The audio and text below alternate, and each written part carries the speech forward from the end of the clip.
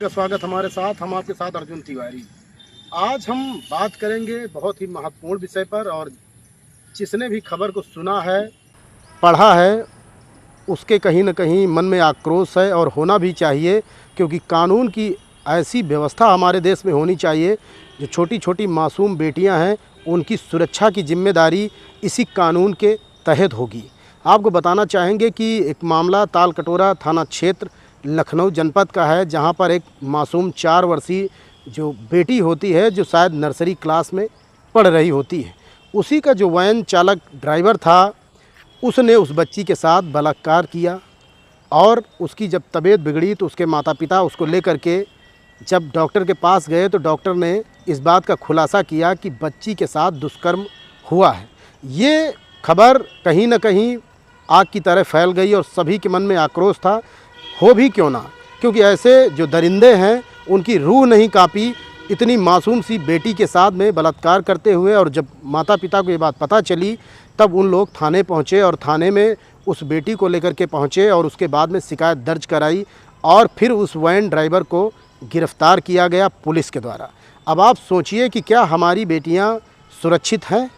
अब आप सोचिए कि 4 साल की वो मासूम, शायद वो जो व्यक्ति था वो इतना राक्षसी प्रवृत्ति का था कि उसकी आत्मा नहीं कांपी, और उसकी शायद जो पोती हो या नातिन हो, वो भी उसी उम्र में होगी। अब आप सोचिए कि कितने हैवान लोग बनते जा रहे हैं, और हमारी जो बच्चियां हैं मासूम, जिनको हम हृदय से लगाकर पूजते हैं, उन बच्चियों के साथ में ऐसी दरिंदगी होती है। तो इसका परिणाम क्या है?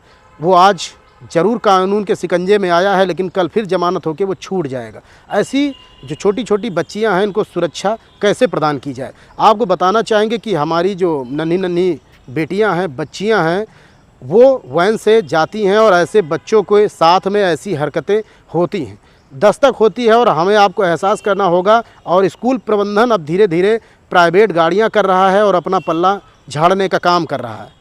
क्यों कर रहा है? इसके पीछे कारण यही है कि ट्रांसपोर्ट की वो व्यवस्था देते हैं, तो उनको भारी दिक्कतों का सामना करना पड़ता है। आपको बता दें, ऐसा शायद एकाध विद्यालय हैं जो एक वैन के साथ में एक आया को भेजते हैं, लेकिन मानसिकता को नहीं बदला जा सकता। ऐसे लोगों के ऊपर सख्त कार्रवाई होनी चाहिए, और ऐसे लोगों के साथ में जब तक सख्त कार्रवाई नहीं होगी, तो ऐसे परिणामों को रोका नहीं जा सकता। अब आप सोचिए कि 4 साल की वो मासूम क्या ही बता पाएगी? आप सोचने वाली बात है। और डरी सहमी वो मासूम बेटी, जो जीवन भर का उसको दर्द मिला, शायद वो जब बड़ी होगी तो 4 साल की उम्र से शायद उसे ये चीज़ आभास भी न रहे, याद भी न रहे। माता पिता ने उस बच्ची को जब घर आई, उसको देखा, तो उस पर उतना ज़्यादा ध्यान नहीं दिया। इसीलिए हर माता पिता की जिम्मेदारी है, क्योंकि दोनों लोग नौकरी पेशा करने वाले थे, इसलिए शायद वो भी देर से घर आते होंगे। इसीलिए बच्ची से बात करिए, संवाद करिए, और अगर स्कूल में कहीं भी ऐसी घटनाएं सामने आती हैं, तो उन बच्चियों से ज़रूर पूछिए। और ये बात कहीं न कहीं मन को आक्रोशित करती है, और क्रोध चढ़ता है। ऐसे कानून की क्या दुहाई दें जो ऐसी छोटी छोटी बच्चियों की सुरक्षा नहीं कर सकती? और वो जो व्यक्ति था, उसके साथ कैसा सलूक होना चाहिए, ये आप लोग ही तय करिए।